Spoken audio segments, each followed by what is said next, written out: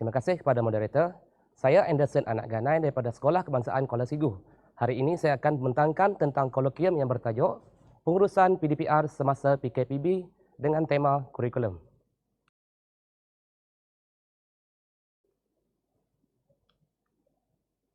Okey, ini merupakan latar belakang kepada kajian saya mengenai PDPR semasa PKPB.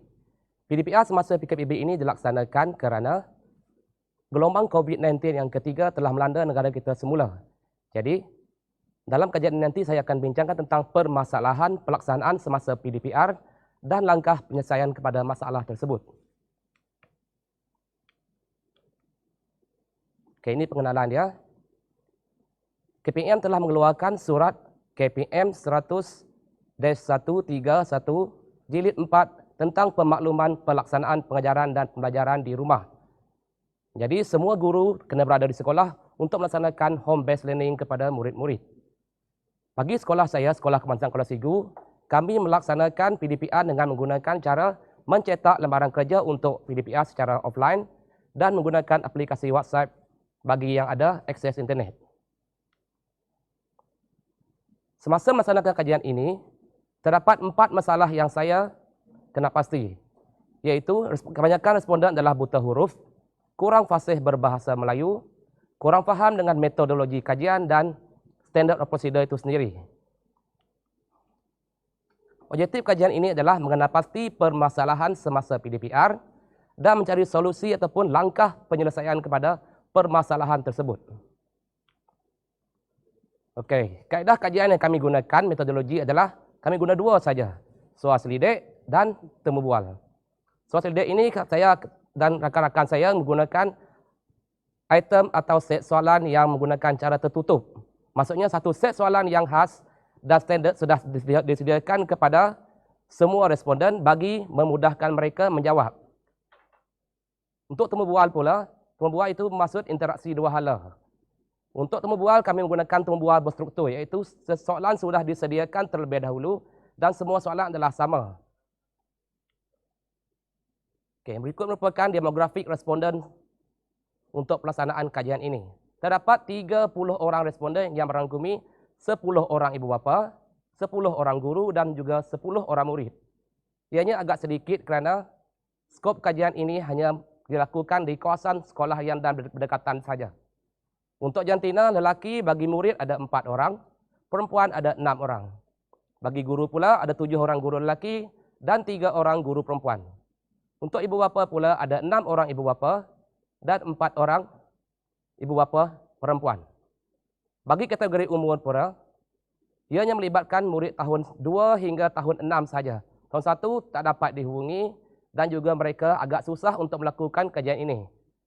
Bagi kawasan pula, demografi dari segi geografi, semuanya dilaksanakan dalam kawasan P3. Ke-10 orang responden itu semuanya berada dalam kawasan P3. Okey, berikut merupakan dapatan kepada kajian soal selidik sekolah kami. Dapatan kajian pengurusan pengajaran dan pembelajaran di rumah semasa PKPB berdasarkan murid. Yang pertama, soalan pertama, murid lebih fokus. Terdapat 5 orang murid mengatakan mereka sangat tidak setuju dengan kenyataan ini. Untuk seterusnya pula, soalan seterusnya, senang menghantar lembaran kerja. Okay, terdapat 6 orang murid mengatakan senang menghantar lembaran kerja. Mengapa? Kerana sekolah ini berada berdekatan dengan rumah panjang mereka, dekat saja. Jadi senang mereka hantar lembaran kerja tu. Seterusnya, topik baru dapat diajar dengan baik. Adakah murid setuju? Okey, murid di sini mengatakan 8 orang murid mengatakan sangat tidak setuju dengan kenyataan ini. Bagi murid boleh mengikuti PDPR secara dalam talian pula. 8 orang murid mengatakan sangat tidak setuju juga. Kenapa? Sebab di kampung ini, kawasan P3 ini, mereka tidak ada akses internet yang kuat. Soalan seterusnya, murid mahir menggunakan aplikasi pendidikan seperti Google Classroom, Quizizz dan Kahoot. Sebanyak 7 orang murid mengatakan sangat tidak setuju dengan kenyataan ini. Seterusnya, murid lebih memahami sesi PDPR berbanding PDPC biasa. Terdapat 6 orang murid tidak setuju dengan pernyataan ini. Kenapa? Mungkin mereka agak susah untuk membuat kerja sekolah mereka, terutamanya berkenaan dengan topik-topik yang baru. Dan soalan terakhir untuk murid pula adalah, PDPR di rumah lebih mudah dan menyenangkan murid. Terdapat 3 orang murid mengatakan sangat setuju dan 5 orang murid mengatakan sangat tidak setuju. Okey, seterusnya, dapatan kajian tentang pelaksanaan PDPR semasa di rumah dasarkan ibu bapa. Ibu bapa lebih fokus dengan akademik anak-anak. 4 orang ibu bapa mengatakan sangat setuju dengan kenyataan ini. Mengapa? Mungkin bagi mereka masa itu mereka lebih senang memantau aktiviti anak mereka di rumah kerana majoriti budak di sekolah saya ini tinggal di asrama semuanya. Seterusnya, soalan seterusnya, senang menghantar lembaran kerja. Ya, nak ibu bapa semuanya mengatakan sangat setuju dengan kenyataan ini kerana dekat saja sekolah ini dengan rumah panjang mereka.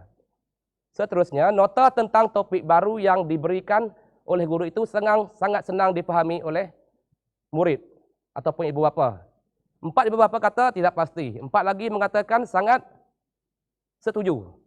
Mengapa demikian? Mungkin ada ibu bapa itu yang berpendidikan, terdiri daripada kategori guru, ataupun yang tidak pasti tadi itu, ada tajuk yang mereka tahu dan ada tajuk yang mereka tidak tahu untuk explain kepada anak mereka. Seterusnya, ibu bapa mahir menggunakan aplikasi pendidikan seperti Google Classroom, Quizizz dan Kahoot. Terdapat 7 orang ibu bapa yang tidak setuju dengan kenyataan ini. Kenapa? Bukan saja nak guna aplikasi macam ini. Kebanyakan mereka pun ada yang buta huruf dan tidak ada akses internet, masalah utama sebenarnya. Seterusnya, ibu bapa mampu memberikan bimbingan penuh kepada anak-anak semasa PDPR. Terdapat 6 orang ibu bapa tidak setuju dengan kenyataan ini kerana ramai mereka berkata dengan pelaksanaan PDPR ini mereka lebih banyak terpaksa mengurangkan masa bekerja mereka dan mereka tidak fokus dengan pekerjaan sebab mereka kena mencari rezeki untuk anak-anak. Jadi mereka tidak boleh fokus sepenuhnya dalam mengajar anak-anak di rumah. Dan soalan terakhir, pengajaran dan pembelajaran di rumah lebih mudah dan menyenangkan ibu bapa. Terdapat 5 orang ibu bapa tidak setuju dengan kenyataan ini. Macam saya cakap tadi, mungkin mereka bekerja dan juga susah nak cari bahan ataupun bertanya kepada rakan-rakan guru ataupun tidak ada akses internet. Dapatan seterusnya berdasarkan guru pula. Guru lebih fokus dalam mendidik. 4 orang guru sangat tidak setuju dengan kenyataan ini. Kenapa? Mungkin mereka susah nak mengajar topik baru. Kalau topik lama itu senanglah sebab bimbingan dan pemulihan perlu dilakukan secara bersemuka dengan murid. Seterusnya, senang menghantar lembaran kerja. Macam saya beritahu pada awal tadi, sebab rumah panjang dengan sekolah ini sangat dekat, jadi mereka senang menghantar lembaran kerja. Topik baru senang diajar. 6 orang guru mengatakan sangat tidak setuju dengan kenyataan ini. Kerana susah kita nak terangkan benda yang baru kepada murid-murid, sekiranya kita tidak bersemuka dengan mereka. Seterusnya, PDPR alam maya dapat dilaksanakan dengan baik.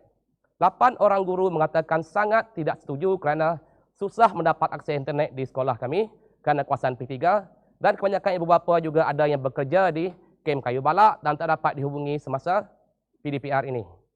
Seterusnya, guru mahir menggunakan aplikasi pendidikan seperti Google Classroom, Quizizz dan Kahoot. Okey, terdapat 4 orang guru mengatakan sangat setuju dan 4 lagi mengatakan setuju. Tapi kalau pandai guna pun, kalau susah mereka nak ada akses internet, tak ada guna juga benda ni.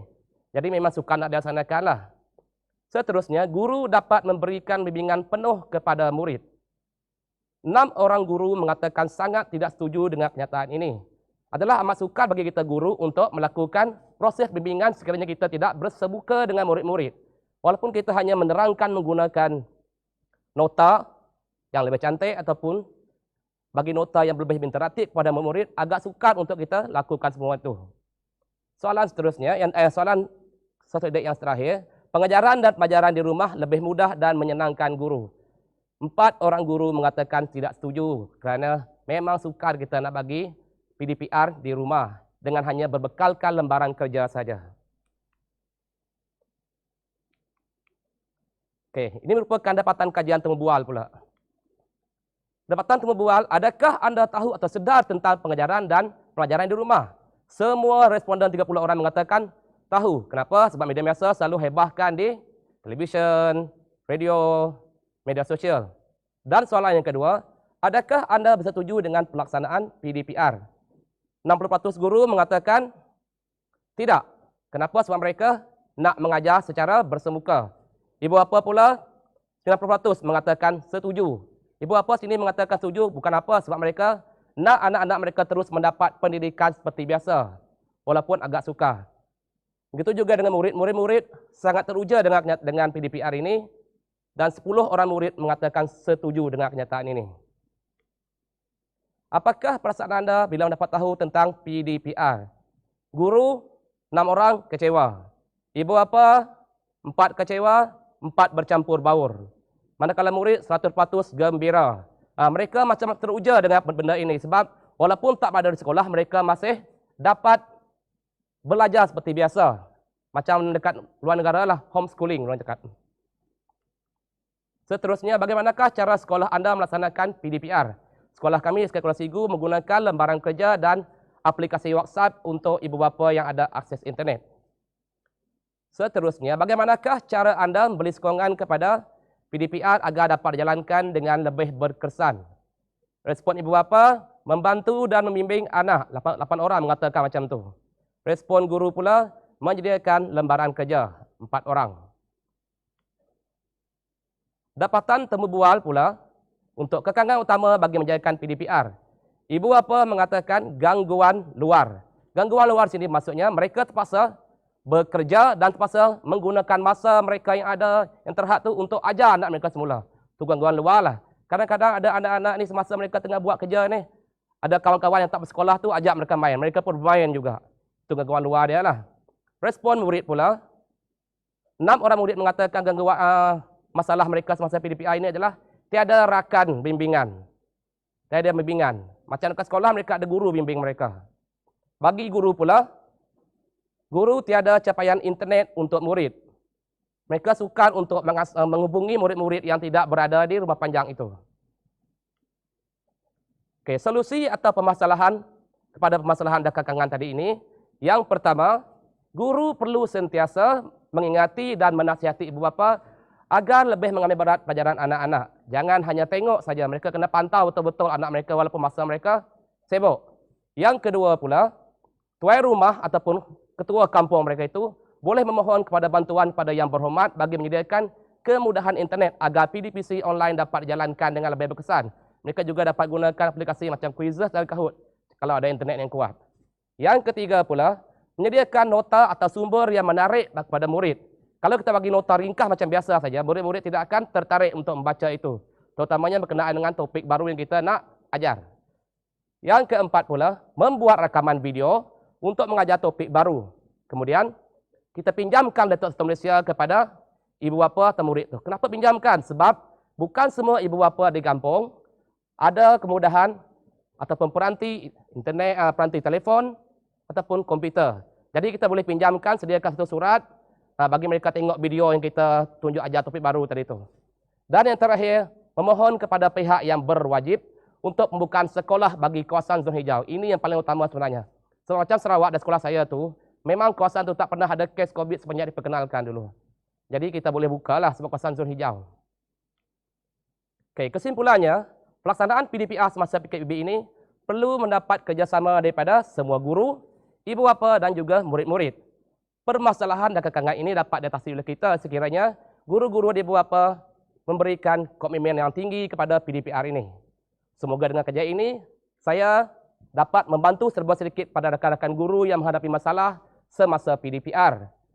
Dan kita perlu sentiasa bersedia dan sedar kenapa kita memilih profesi ini dahulu. Kerana setakat ini, masih ada tanda-tanda pandemik COVID-19 ini akan melabuhkan kiranya. Sekian, terima kasih. Saya serah kembali kepada moderator.